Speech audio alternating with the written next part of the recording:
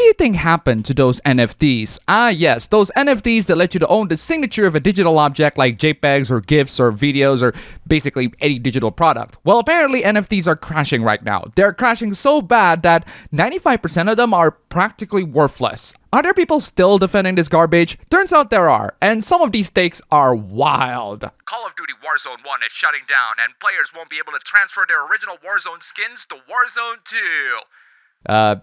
You blame that on NFTs dying? Don't you think that the reason why you can't import your Warzone skins to the second game is because Activision Blizzard won't let you? Because they are a piece of trash company that should be burned to the freaking ground? Billions of dollars worth of in-game items are being taken away.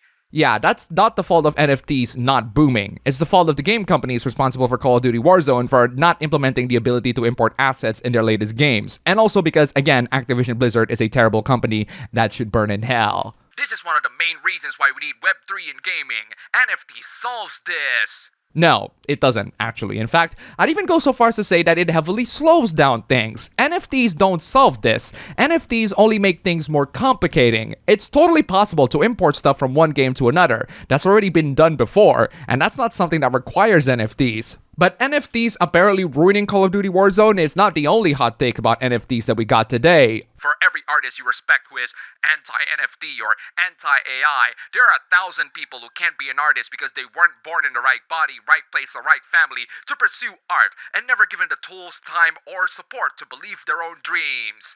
Ah yes, let's hide behind disabled people to justify making artists obsolete. There are loads and loads of people who are anti-NFT and anti-AI, and for every one of those people, you cannot find 1,000 of people who weren't born in the right body. What's that supposed to mean? Is this supposed to be a trans people thing? Considering how there are thousands or even millions of people who hate NFTs and AI art, do you realize how this statement is statistically impossible? What does right place or right family mean? Artists can and have been born in all sorts of places, and they have been able to pursue art with no issues. Vincent van Gogh, the most acclaimed artist of all time, was in poverty and suffering from severe depression and mental illness. Pencils and papers can be found almost everywhere for cheap, or even straight up free. You absolute numbskull.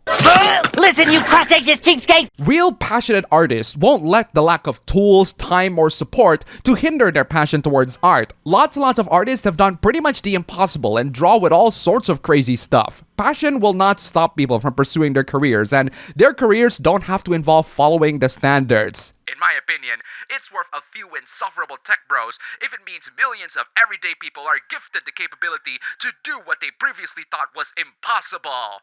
A few insufferable tech bros? Are you aware that these NFT tech bros are ruining people's lives by scamming them out of their money? Are you aware that loads of them are absolutely freaking worthless by the end? Are you aware that the AI bros are ruining a lot of artists and their creative works when they got reduced to mere algorithms? They still need data from the genuine artists, by the way. I think that's the most human thing we can do for each other.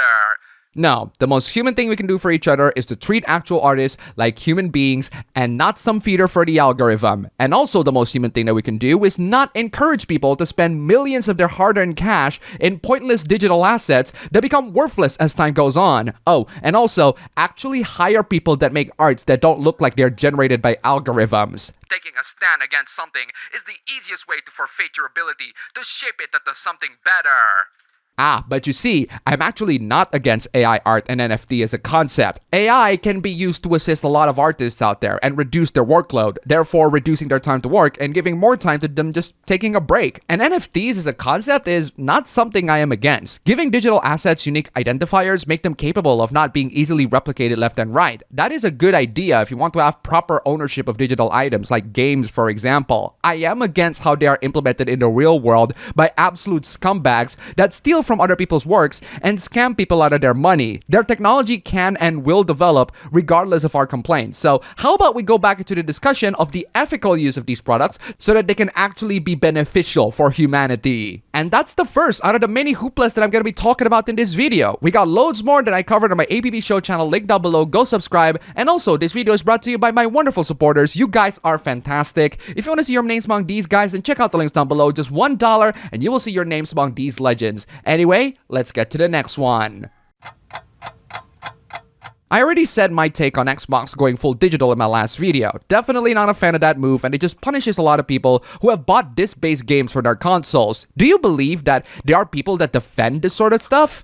Let's hear what they have to say. For context, Mudahar posted this tweet showing a deleted video where Microsoft is advertising Game Pass as a good thing. It's not because Game Pass is the best way for you to get a good selection of games for cheap, it's because Game Pass is more convenient than disk drives. Nice argument there, Microsoft. You just made an even dumber argument in this discourse than the last one. I mean, say what you want about buying games digitally, at least you have the license. Game Pass is pretty much a video game rental service, the same way getting free games on PlayStation Plus is a rental service. Once you don't pay for the rental, guess what? You are pretty much done. Those games are no longer playable for you anymore. So while it's definitely more convenient than having the game disc, you certainly do not own the game at all. If you want to cling to antiquated media because you own something you don't own and have never owned and it's more convenient, despite the proven fact that it isn't, that's fine. I mean, bro, you made this whole tweet. It's clearly not fine. And no, discs are not as convenient as digital, but at least you fully own the thing. To say that you don't own a disc is straight up fraudulent. That's lawsuit territory. But grow up and stop trying to hold our entire species hostage by throwing a tantrum anytime anyone mentions the mere concept of technological advancement.